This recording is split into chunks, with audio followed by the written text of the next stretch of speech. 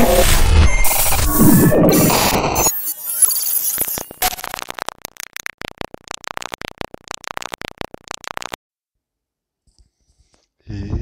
bonjour à tous, c'est Loki, l'agent des séries. On se retrouve aujourd'hui pour la suite de comment devenir mentaliste. Donc, dernière vidéo, nous avons vu comment apprendre, savoir apprendre. Maintenant, je vais vous apprendre à savoir agir. Enfin, pas moi. Comme je vous le rappelle, le livre est fait par Paul Favour, qui est un journaliste et écrivain. C'est totalement son œuvre à lui. Il a un livre, tout ça. C'est ça que je vais vous conseiller. Donc, plutôt que de mes vidéos à moi, hein. C'est pas du tout la même chose. Bref, donc c'est parti tout de suite, savoir agir, c'est parti. Savoir agir, il faut savoir décrypter les autres. On va commencer par la lecture froide. Ce processus mental est appelé ainsi suite, entre autres, aux recherches effectuées dans les années 1940-1950 par le psychologue américain Bertram Erfoer. Elles permirent de mettre en avant le phénomène dit Barnum, du nom du forain et homme de cirque Phineas Taylor Barnum, qui est donc né en 1810 et mort en 1891, qui souhaitait que chaque spectateur de sa place, sous le chapiteau, puisse croire que le spectacle avait été spécialement conçu pour lui. Une idée géniale reprise par le psychologue pour décrire cet effet dont usent bon nombre de personnes, bien ou mal intentionnées. L'effet Barnum. On parle désormais d'effet Barnum depuis qu'un jour, le psychologue Forer parle aussi d'effet Forer, transmet à ses élèves une étude personnalisée de chacun. En voici un exemple. Vous avez besoin d'être aimé et admiré, et pourtant vous êtes critique avec vous-même. Vous avez certes des points faibles avec votre personnalité, mais vous savez généralement les compenser. Vous avez un potentiel considérable que vous n'avez pas encore utilisé à votre avantage. À l'extérieur, vous êtes discipliné, vous savez vous contrôler, mais à l'intérieur, vous tendez à être préoccupé et pas très sûr de vous-même. Parfois, vous vous demandez sérieusement si vous avez pris la bonne décision, ou fait ce qu'il fallait. Vous préférez une certaine dose de changement et de variété, et devenez insatisfait si on vous entoure de restrictions et de limitations. Vous vous flattez d'être un esprit indépendant, et vous n'acceptez l'opinion d'autrui que dûment démontrée. Vous avez trouvé qu'il était maladroit de se révéler trop facilement aux autres. Par moments, vous êtes très extraverti, bavard et sociable, tandis qu'à d'autres moments, vous êtes introverti, circonspect et réservé. Certaines de vos aspirations tendent à être assez irréalistes. Sauf que tout le monde reçut alors le même test de personnalité qui s'avéra n'être qu'une accumulation de phrases tirées d'horoscopes. Chacun, en devant juger le test en fonction de sa personnalité de 1 à 5, mit une moyenne de 4,3. Pensant que cette étude personnalisée lui était particulièrement destinée, chacun prit alors pour argent comptant les dires du psychologue qui, en retour, leur expliqua le stratagème. Un stratagème qui était largement reproduit dans les divers domaines et que Patrick Jane lui-même s'amuse tout le temps à utiliser pour généralement confondre la victime. Dire tout ce qu'elle veut bien entendre de façon positive, tout en restant dans le vague, semblait aller à beaucoup de gens. Il fait passer votre mentaliste pour un petit génie qui est dans les pensées. Allez, à vous de jouer. Cette technique, dite de l'effet Barnum, est utilisée par toutes sortes de personnes qui pensent savoir lire dans divers objets, tarot aux cartes, en passant par l'iris de votre œil. Cela surprend.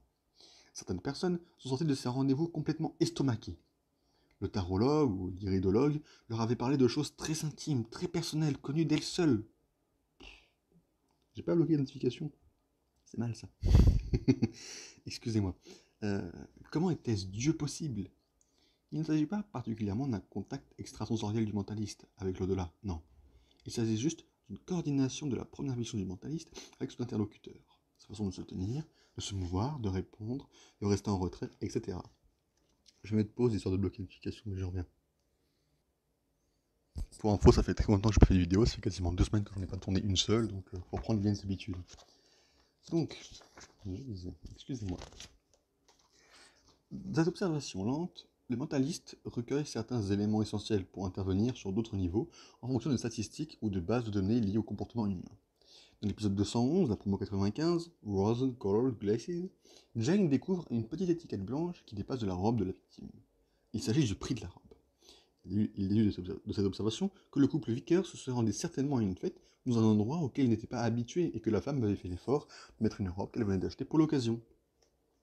Les données, les statistiques, les analyses, combinées à une observation détaillée de l'individu, permettent le plus souvent de construire son chemin ou son portrait psychologique. Un exemple souvent repris pour marquer la facilité d'une telle recherche, c'est les soi-disant devins qui imaginent souvent la présence d'une femme dont le nom commence par un C dans le proche entourage de la personne analysée. Sachant que la majorité des prénoms féminins en France commencent par C, le devin n'a pas trop de mal à imaginer cette concordance et ce lien avec son interlocuteur. Tiens, d'ailleurs, vous n'auriez pas une femme dont le prénom commence par un C dans votre entourage et qui jouera un rôle important dans votre vie? Si? Bingo. Ça fonctionne à tous les coups. Ou presque. S'ajoutent à cela diverses analyses liées à des considérations partagées par le plus grand nombre. Le travail, la famille, les voisins, la maison, l'argent. Vous avez des problèmes d'argent? Devenez un caméléon. L'art de la synchronisation est un autre bénéfice obtenu grâce à la PNL. On peut très bien modifier littéralement le comportement de quelqu'un en l'appliquant. Faites-en l'expérience. Essayez tout d'abord d'appliquer la synchronisation dite corporelle. Sans pour autant faire comme Rixby, tentez toutefois d'adopter les mêmes gestes ou mouvements que votre interlocuteur. Il plie la jambe droite sur son genou gauche, pliez la jambe droite sur votre genou gauche. Il a les mains croisées sur la table, croisez les mains sur la table. Observez l'impact de vos gestes sur ceux de votre interlocuteur. Il réagit positivement? Il entre dans votre giron d'influence? Bon signe. Continuez.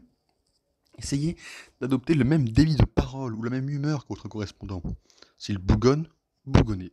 S'il rigole, rigolez. S'il sourit, souriez. Aussi simple que cela.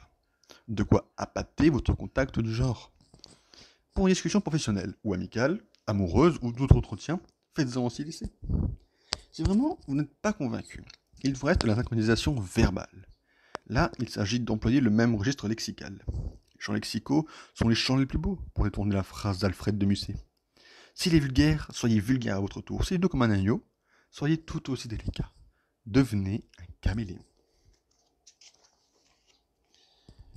Dans le cas où le devin ferait fausse route, il change d'axe de recherche, mais tout repose sur son analyse à froid de la personnalité combinée à ses statistiques très générales sur la condition humaine. Son talent vient surtout d'abandonner les fausses pistes et autres chemins de traverse avec dextérité et de s'en tenir aux exclamations de stupéfaction de la personne en face de lui, surprise qu'un inconnu en sache autant sur elle. Essayez auprès de vos proches. L'idéal pour cautionner ses amis est une autre facette de l'apprentissage du mentaliste. Et lecture chaude, World Tradings, ça existe? C'est vrai, ça. La lecture froide existe bien. Pourquoi pas la lecture chaude des éléments? Elle existe bien, en effet. Elle diffère de la lecture froide dans la mesure où elle nécessite un peu plus de préparation. Pour impressionner vos amis, ou même toute personne étrangère que vous souhaiteriez analyser, il vous faudra passablement préparer votre tour ou votre interprétation. Il s'agit de prendre contact avec la personne que vous ciblez, ou mieux encore, des gens de son entourage. Vous pourrez ainsi saisir une foule de petits détails qui définissent les qualités, les défauts ou les attributs de votre victime. Par exemple, vous apprendrez peut-être le nom de son parfum, vous vous renseignerez sur son prix, ce qui vous donnera quelques infos supplémentaires sur ses moyens. Un parfum fruité, posé, sec, doux, etc. vous permettra aussi de définir davantage sa personnalité. Essayez autant que possible de colliger des éléments de sa vie personnelle, ses goûts, ses couleurs, ses passions, ses voyages. Assez simple finalement quand on y pense. Son signe astrologique peut aussi donner d'autres indices sur sa personnalité. Un bref tour d'horizon des caractères astrologiques peut déjà vous aider pour vos recherches. Alors, les béliers, vous êtes fonceurs, vifs et pleins d'envie. Les taureaux, l'efficacité avant tout. Les gémeaux, vous avez une personnalité double, pas toujours facile à assumer. Les cancers, vous êtes sensibilité à fleur de peau. Les lions, vous avez une force, une vitalité, mais surtout un tempérament fort. Les vierges, vous êtes calmes, patients et doux, un peu effacés. Les balances, c'est une recherche de confiance constante auprès des autres. Les scorpions, c'est une personnalité trouble, difficile à cerner la plupart du temps. Les sagittaires sont indépendants, les capricornes à contre-courant. Les verseaux sont très relâchés et les poissons très filants et difficiles à saisir. Ces techniques valent pour différents domaines, de l'expérience entre amis pour s'amuser, aux techniques de marketing pour permettre de cerner au mieux une clientèle ou une population susceptible d'être intéressée par vos produits. Lecture pour l'avenir. Parler du passé de votre vie antérieure, c'est bien. Mais vous pouvez tout aussi bien avoir affaire à une lecture de l'avenir de votre patient. Ça s'appelle de la prédiction, de l'astrologie, de la probabilité, comme vous voulez. Pourquoi ça fonctionne? On pense que ça fonctionne parce que l'on ne retient que la concrétisation de l'une des probabilités transmises sur une somme d'autres qui n'ont jamais eu lieu. On fait naturellement le tri de toutes les prédictions pour ne retenir que ce qui nous ravit dans ce que l'astrologue a pu dire. Si vous tentez l'aventure, n'hésitez pas à réunir l'ensemble des techniques apprises pour les pour les lectures froides et chaudes et à les mettre en place ici aussi. Il suffit le plus souvent de dire à la personne en face de vous ce que globalement elle souhaite, de faire de nombreuses vaticinations. Pas d'inquiétude quant à votre fiabilité, de toute façon, au moins une prédiction se réalisera. Le plus souvent, il s'agit de déceler au cours d'un petit entretien préalable les limites actuelles de cette personne. Si elle n'a pas d'emploi, si elle veut un enfant, de l'argent, voyager, etc. Eh bien, dans l'année, qu'elle se rassure, elle trouvera toujours quelqu'un ou quelque chose qui l'aidera à accomplir son rêve le plus secret. Savoir parler à son public. Ce qui conçoit bien s'énonce clairement et les mots pour le dire arrivent aisément. Nicolas Boileau, L'Art poétique, chant 1 de 1674. À vos souhaits.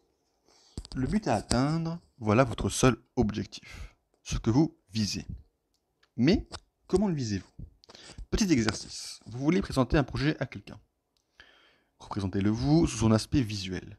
Quelle forme, quelle couleur, quelle grandeur.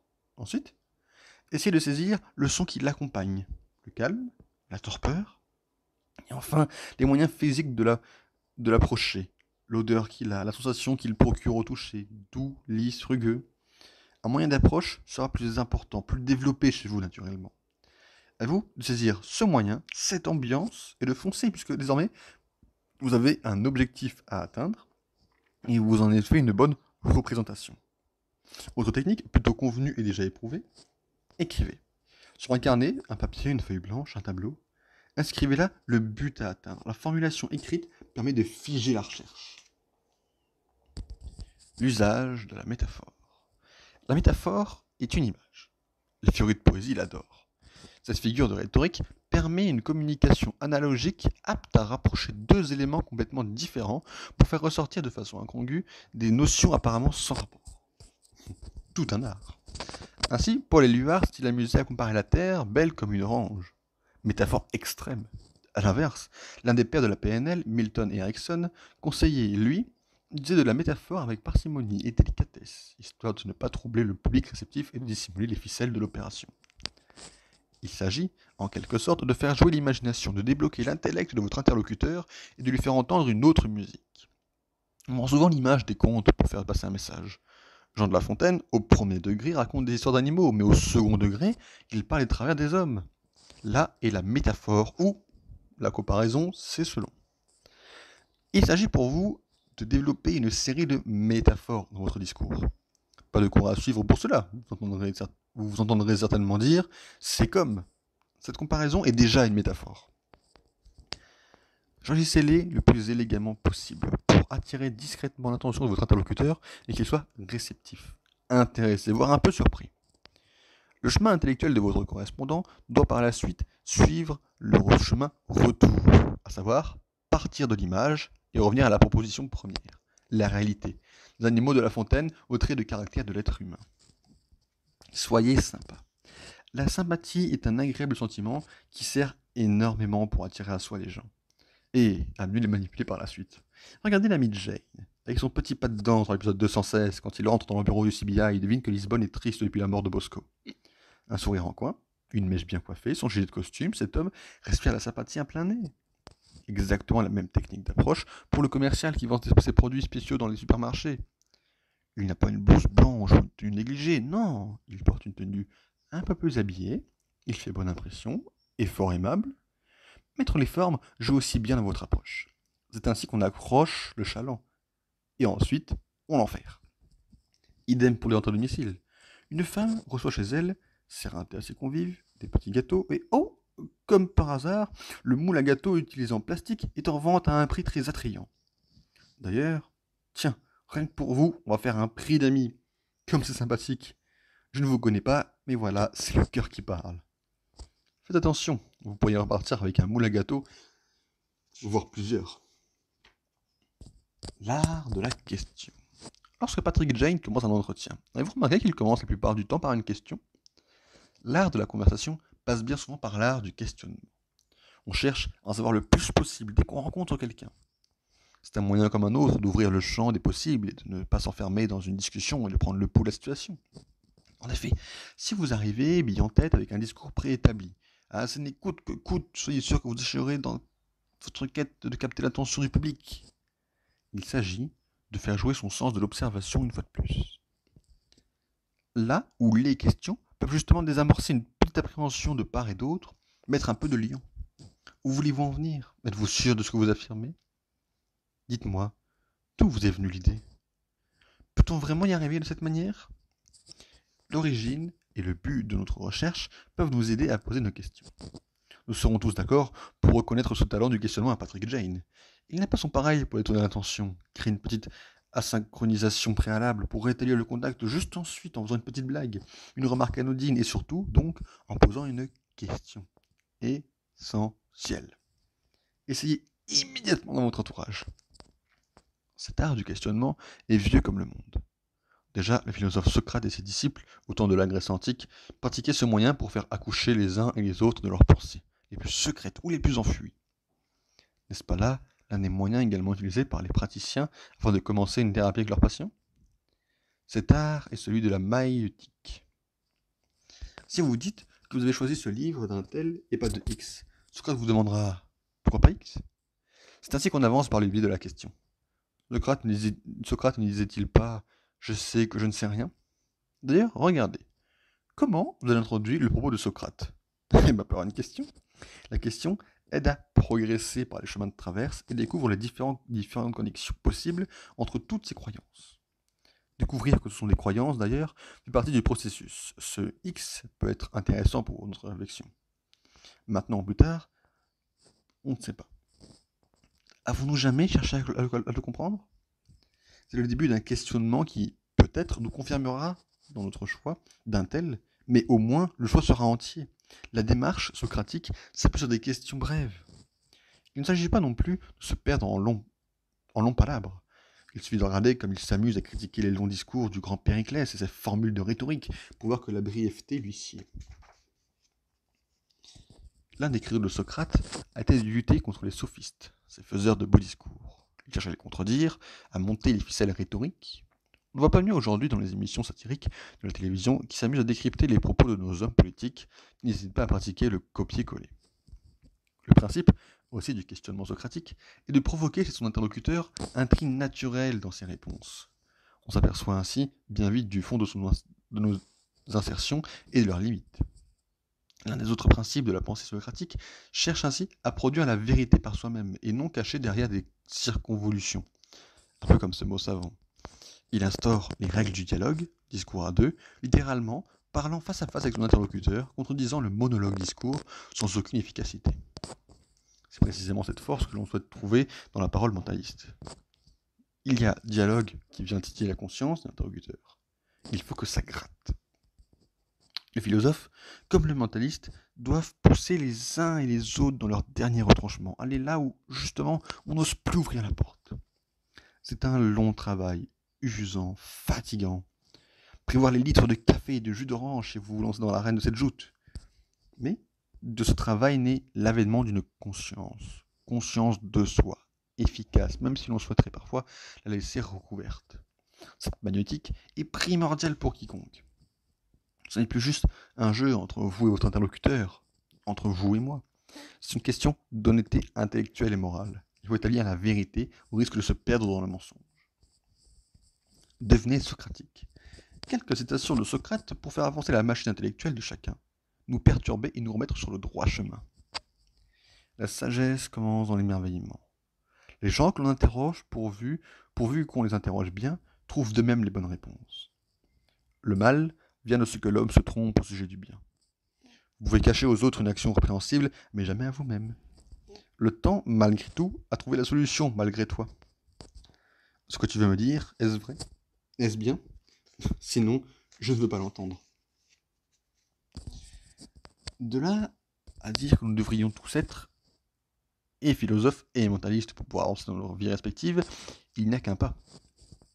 Pour résumer, le système de questionnement socratique permet de nettoyer nos pensées de tous les inutiles pelures du mensonge pour avancer.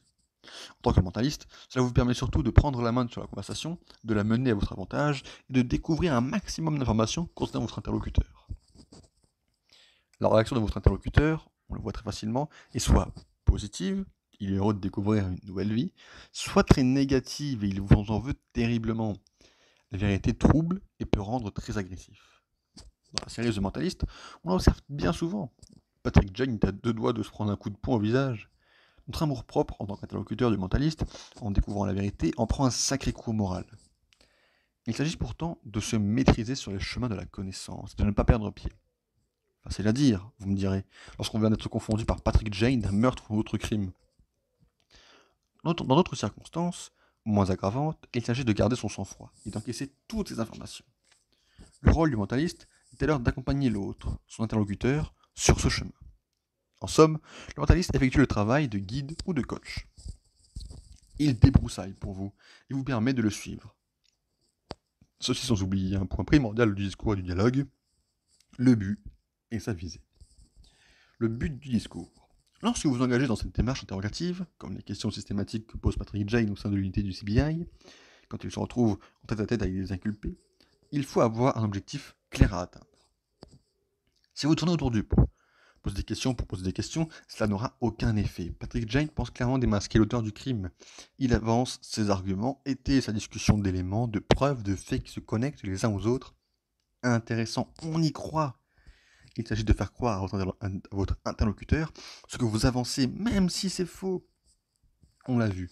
Le questionnement socratique peut vous emmener sur des chemins qui ne mènent à rien, à Pori. Mais qu'importe, il faut tester, tenter, essayer, même si cela ne mène vraiment à rien. Vous aurez tout de même fait un petit bout de chemin qui vous entraînera sans doute sur une autre voie, et une autre, qui ne tente rien à rien, dit l'adage populaire. Suivez-le sans souci, vous gagnerez en confiance, en liberté. Et la vérité de vos propos naîtra naturellement, comme par magie. C'est tout l'art de la rhétorique. L'art du bluff. C'est certes une technique bien connue des joueurs de poker, mais c'est aussi une astuce utilisée dans la vie quotidienne. Il y a fort à parier, lorsque vous êtes en train de négocier dans un magasin ou ailleurs, et que vous dites « Non, c'est bon, je m'en vais », que vous ne souhaitez absolument pas vous en aller. En bluffant, on cherche inconsciemment à exprimer l'idée contraire que l'on souhaite réprimer, parce qu'on a franchement très envie de continuer la négociation. Mais voilà, pour faire avancer les choses, accélérer le train de négociation, on tente le tout pour le tout et on cherche à faire céder notre interlocuteur. Si notre pomme d'Adam bouge, ou si vous avalez votre salive, cela prouve que vous êtes tendu, alors cherchez à vous maîtriser. Boire un peu d'eau prouve qu'on est un peu anxieux, tout comme manipuler un peu trop ses cartes. Autant d'indices qui ne trompent pas, ou qui trompent trop. On n'est pas dans le faux parce qu'on avance des idées fausses. On est dans le faux si l'on ne croit pas à sa stratégie de communication. C'est une partie du bluff, de poker menteur, assez jouissive lorsqu'on se lance. Sachez aussi préparer quelques réparties pour vous en sortir par quelques pirouettes, des expressions toutes faites qui enchanteront votre public et vous permettront de botter en touche. On acquiert aussi des automatismes à répondre à ce genre de questions et de réactions de nos interlocuteurs. Il faut rester alerte et souple d'esprit, ne pas lancer non plus vos réparties à tort et à travers. Donc, restez vigilant et attentif aux propos de la personne interrogée et adaptez vos répliques. Technique d'approche. Les premiers instants d'une conversation sont essentiels. C'est là que tout se fixe. Alors, soyez à l'écoute au maximum. Ouvrez le champ des possibles. Facilitez l'approche de votre intermédiaire vers vous. Ce sont autant de gestes d'accueil qui comptent énormément pour apprivoiser et mettre l'autre en confiance. Plus l'ambiance sera bonne, plus les esprits se détendront de part et d'autre, et les confidences iront de pair. Une personne dont les bras sont croisés n'invite pas à aller vers elle. A l'inverse, si vous venez ouvrir la porte, avancez la chaise de votre bureau, ou si vous vous penchez un peu en avant pour saluer votre correspondant, alors déjà un climat sain s'installe entre vous. Ensuite vient le premier contact visuel. Forcez le regard de votre interlocuteur, soutenez-le. Le premier qui s'impose a quasi partie gagnée. Vous pouvez ensuite adapter les petits conseils énumérés plus haut pour analyser son regard. Fuyant, vers le haut, le bas, à droite, à gauche, pupille sèche ou dilatée. Révisez vos fiches. Par ailleurs, ne manquez pas de sourire tout le long de cette approche. On a trop tendance à faire la tête, pour ne pas dire autre chose, pendant un entretien. Un sourire ouvre tellement de portes. Pas non plus un sourire forcé ou crispé, mais un petit sourire en coin, pas trop malicieux non plus. La petite cérémonie des présentations vaut pour engagement. On sait l'impact avec son intermédiaire, si l'on se serre la main. Pas obligatoire non plus, s'embrasser alors, on n'est pas avec le Covid. Euh, Voici un geste très familier qui permettra de jauger le niveau de votre entente. Si à un deuxième rendez-vous, l'un de vos contacts vous propose non plus de vous serrer la main mais de vous embrasser, c'est que le courant passe entre vous. Voilà. Donc aujourd'hui, on va s'arrêter là. On se retrouve la semaine prochaine pour la suite. Et d'ici là, portez-vous bien. N'hésitez pas à liker la vidéo, à vous abonner, à partager la vidéo si ça vous a plu, que ça peut intéresser d'autres personnes. Et d'ici là, ciao ciao!